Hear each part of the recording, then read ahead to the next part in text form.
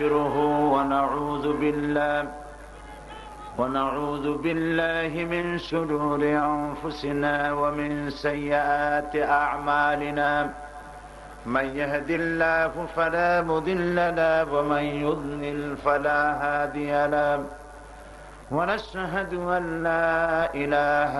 إلا الله وحده لا شريك له ونشهد أن سيدنا وحبيبنا ومولانا محمدا عبده ورسوله الذي أرسله بالحق بشيرا ونذيرا وداعيا إلى الله بإذنه وسراجا منيرا فقد قال الله تعالى في كلامه المجيد وفرقانه الحميد أعوذ بالله من الشيطان